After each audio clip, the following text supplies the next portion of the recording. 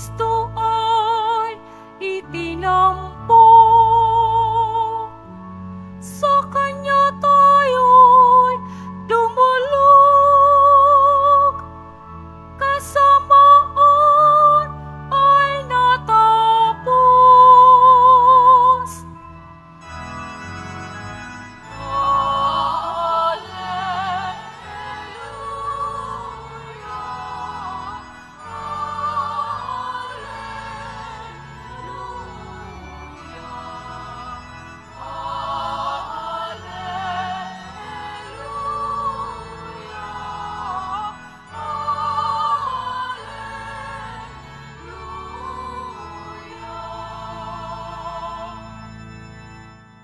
Sumainyo ang Panginoon. At sumayo rin. Ang mabuting balita ng Panginoon ayon kay San Marcos. Papuri sa iyo, Panginoon.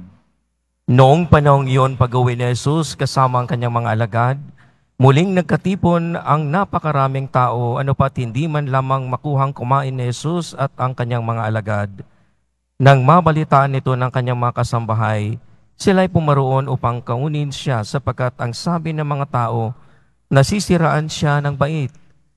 Sinabi naman ng mga eskribang dumating mula sa Jerusalem, inalihan siya ni Beelzebul, ang prinsipe ng mga demonyo. Ito ang nagbigay sa kanya ng kapangyarihang magpalayas ng mga demonyo. Kaya't pinalapit ni Jesus sa mga tao at sinabi sa kanila ang ilang talinghaga, paanong mangyayaring palayasin ni Satanas si Satanas kapag naglalaban-laban ang nasasakupan ng isang kaharian? Hindi mananatili ang kahariang iyon. At kapag naglalaban-laban ang magkakasambahay, hindi mananatili ang sambahayang iyon. Gayon din naman kapag maghimagsik si Satanas laban sa kanyang sarili at naglalaban-laban ang kanyang nasasakupan, hindi magtatagal at darating ang kanyang wakas. Walang makakapasok sa bahay ng isang taong malakas at makaagaw ng kanyang ari-arian, malibang gapusin muna niya ang taong iyon, saka pa lamang niya malooban ang bahay na iyon. Tandaan niyo ito, maaring ipatawad sa mga tawang lahat ng kasalanan at panlalait nila sa Diyos, ngunit ang sino mang lumait sa Espiritu Santo ay hindi mapapatawad. Ang kanyang kasalanan ay hindi mapapawi kailanman. Sinabi ito ni Jesus sapagkat ang sabi ng mga ilan, inalihan siya ng masamang espiritu. Dumating ang ina at mga kapatid na Jesus, sila'y nasa labas ng bahay at ipinatatawag siya. Noon na may maraming taong nakaupo sa palibot na Jesus at may nagsabi sa kanya, nariyan po sa labas ang inyong ina at mga kapatid, ipinatatawag kayo. Sino ang aking ina at mga kapatid? Ani Jesus, tumingin siya sa mga nakaupo sa palibot niya at nagwika, ito ang aking ina at mga kapatid, sapagkat ang sino mang tumatalima sa kalooban ng Diyos ay siya kong ina at mga kapatid. Ang mabuting balita ng Panginoon. Pinupuri ka namin, Panginoong Hesukristo. Magsiupo muna ang lahat.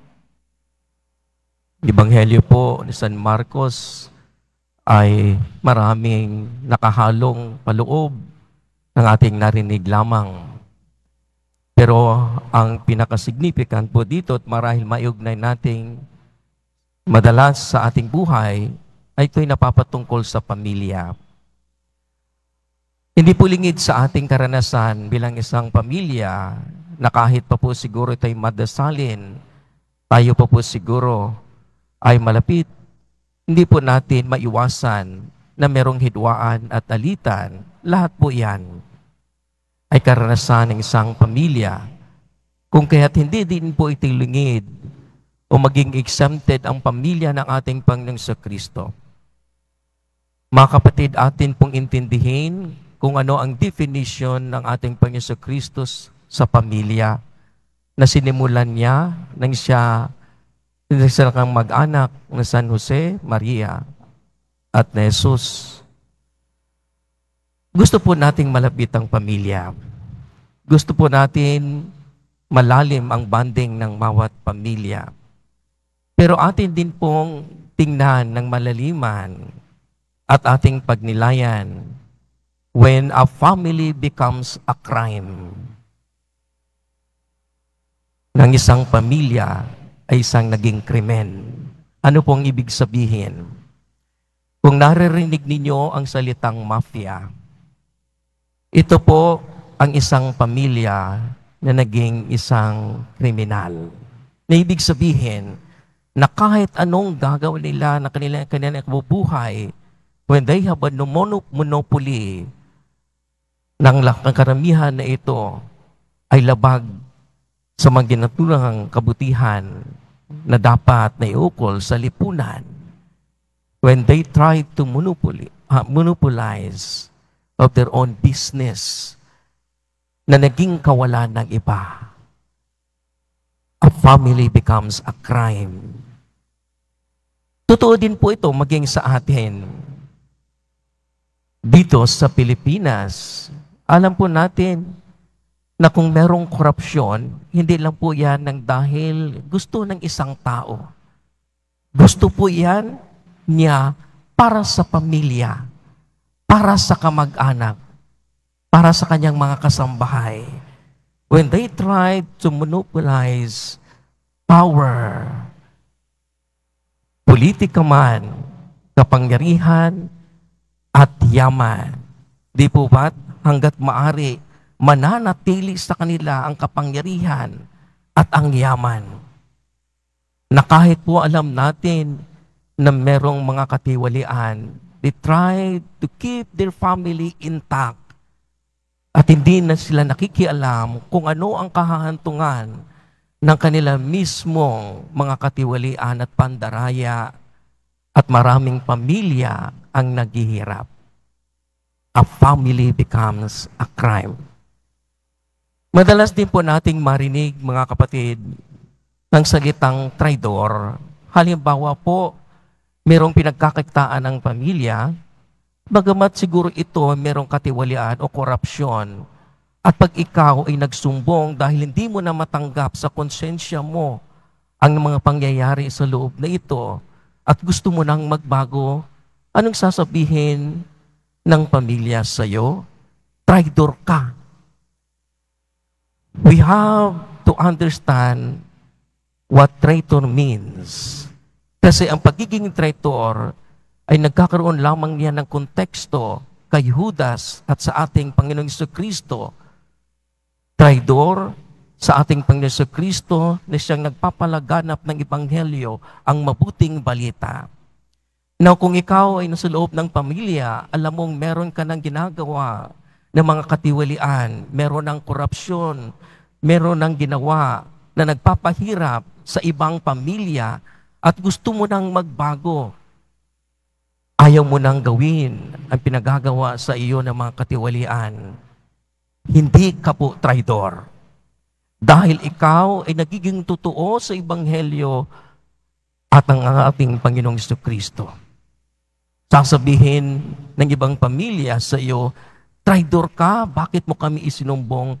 Traidor ka, kung bakit mo isinawalat ang katotohanan na ito yung ating ginagawang katiwalian, traitor ka. Sisters and brothers, don't listen to that because this is not the context of being traitor. Ang ugnayan po, ang ating relasyon sa Diyos, ang siyang totoo. Kung kaya nga, hindi lamang po ito, maging sa atin din mong kaisipan, alam po natin na halimbawa, pag isang tao ay hindi kilala, ordinaryo, walang pumapansin. Pag siya yumayaman na, meron na sa kapangyarihan na siya, dudumugin na siya at magkakaroon na siya ng maraming pamilya at sasabihin, kapamilya ko yan, kamag-anak ko yan, at didikitan na niya.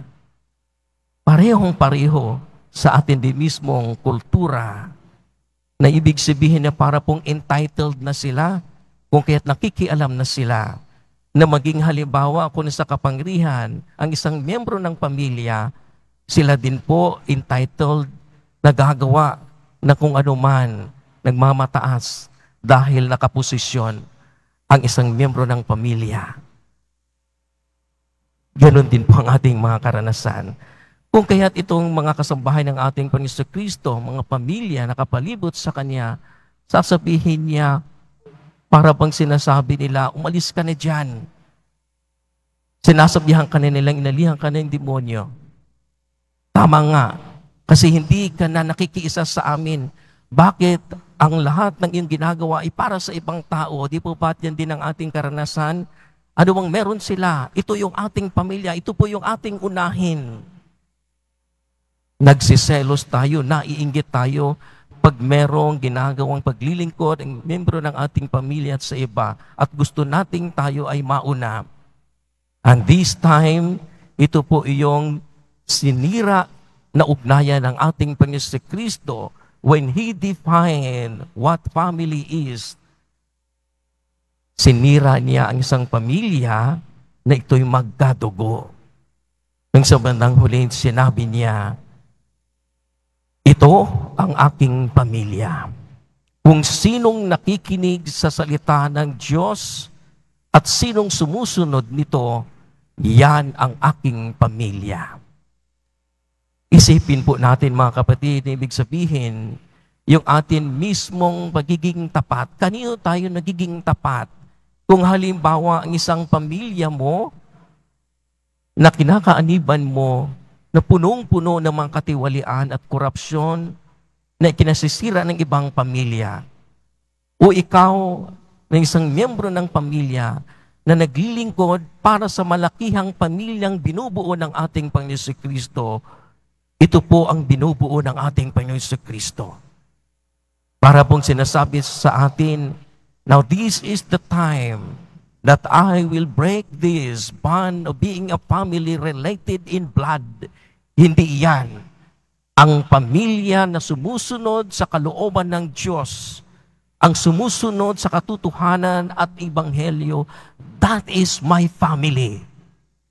Birayunin ninyo na kahit ano ang ating inaasahan na magkakaroon tayo ng matibay na pamilya, kung ito man ay mula sa pinanggagawa nating katiwalian, hindi tayo katang-katanggap ng ating Panginoon Kristo. Now, He defined what family is. Ang atin pong pagiging tapat sa ating Panginoong Diyos. Yun po yung nagpapatibay ng ating pagiging pamilya. Kung kaya nga po, pag yung ating pamilya ay punong-puno na ng katiwalian, punong-puno na ng korupsyon, punong-puno na ng pandaraya, tumiwalag na kayo at sumakop na kayo sa pamilyang ibinubuo ng ating Panginoon Kristo na isang katotohanan. Na maging huwaran din natin na kung ano ang karanasan nila Adan at Eva, bagamat sila'y nagkakasala, sila'y lumayo ng ating Panginoong Diyos na naghihintay sa kanilang pagbabalik, mas lalo silang lumayo at nahihiya. Ganoon din sa atin, marami po sa atin na alam na nila ang mga pangyayari, alam na nila kung paanong bumalik, pero sila'y nahihiya. Naghihintay lamang ang ating Panginoong Diyos sa ating pagbabalik. At pag tayo lumayo sa Kanya at paglalo tayong nahihiya, na aminin ang ating pagkakamali, lalo tayong malugmok sa kasamaan. Ito po ang panawagan sa atin ng ating Panginoon Kristo, na tayong lahat ay pamilya niya, regardless of our own affiliation, na kahit hindi po tayo Katoliko, hindi po tayo Kristiyano, lahat na kung anong pinabibilangan nating grupo, pamilya tayo ng ating Panginoong Hesus Kristo. Kung kaya po bilang isang pamilya, tayo po ay nagiging saksi, ang atin mismong pamilya ay magiging huwaran dahil tayo tagasunod ng ating Panginoon Kristo. Sasabihin natin, Panginoon, ito po ang aming pamilya. Kami ay susunod sa iyo. At maging huwaran namin ang pamilya mo ni Jose, ni Maria. Kami din ay tutulad sa iyo at magpapahayag ng babuluting balitang na pinapahayag mo. Yan po ang ating pagiging pamilya. Tayong lahat ay inanyayahan bilang magkakapatid, bilang isang pamilya na magiging huwaran, magiging saksi sa pamilyang ibinubuo ng ating Panginoon Kristo. That is the vision of our Lord Jesus Christ. Ito po yung kanyang pananaw.